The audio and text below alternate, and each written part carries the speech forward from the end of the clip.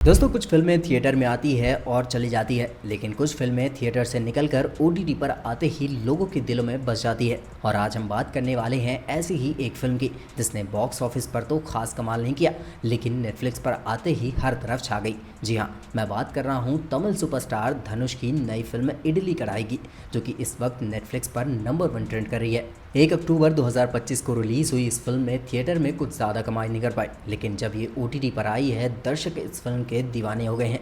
Social media पर लोग कह रहे हैं ऐसी कहानी बहुत दिनों बाद देखी है, जिसमें दिल भी पिघलता है और आंखें भी नम हो जाती है। कहानी शुरू होती है एक छोटे से कस्बे के लड़के मुरुगन यानी कि धनुष से। उसके पिता शिवनेशन की एक छोटी सी इडली की दुकान होती है। वो दुकान उनके लिए सिर्फ रोजी रोटी नहीं बल्कि इज्जत और प्यार की निशानी होती है। मुरुगन बचपन से ही अपने पिता के साथ वही इडली बनाता है, लेकिन उसके दिल में एक सपना है, दुनिया के सबसे बड़े किचन में काम करने का सपना। और मेहनत और जुनून से वो अपने छोटे से शहर को छोड़ देता है और निकल पड़ता है पाक कला यानी कि कुकिंग आर्ट्स की पढ़ाई करने, एक सफ़र पर जो कि उसे बैंकॉक तक ले जाता है। वक्त बीतता है और अब मुरुगन बन चुका है एक नामी होटल का हेड शेफ। सपनों का करियर, विदेश की ज़िंदगी, सब कुछ परफेक्ट सा लग रहा होता है। वहीं उसकी मुलाकात होती है होटल के मालिक विष्णुवर्धन यानी कि सत्यराज की बेटी मीरा यानी कि शालिनी पांडे से।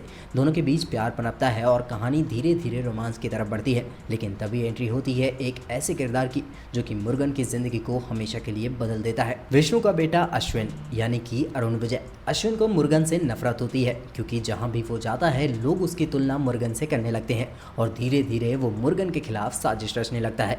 कुछ ऐसे हालात बनते हैं कि मुरुगन को अपने गांव शंकरपुरम लौटना पड़ता है। गांव वही है और अब सब कुछ बदल चुका है।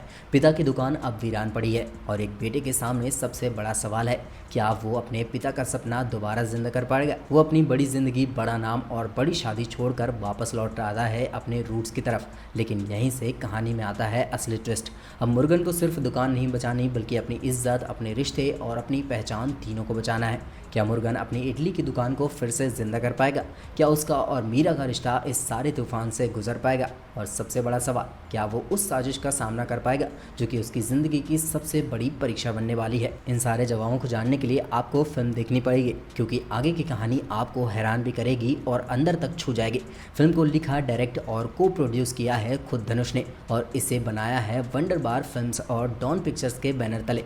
फिल्म की शूटिंग तमिलनाडु के खूबसूरत थेनी जिले में हुई है, जहां हर फ्रेम में साउथ इंडिया की लोकल फूड कल्चर और परंपरा झलकती है। इडली कढ़ाई सिर्फ एक कुकिंग फिल्म नहीं है, ये एक बेटे और पिता के रिश्ते की कहानी है, एक इंसान की जड़ों की तरफ लौटने की कहानी है, और सबसे बढ़कर ये कहानी है स्वाद, संस्कार और संघर्ष की। तो अगर आपको फूड, इमोशन और फैमिली ड्रामा पसंद है तो इस फिल्म को मिस मत कीजिए। नेटफ्लिक्स पर इडली कढ़ाई अभी भी स्ट्रीमिंग में है।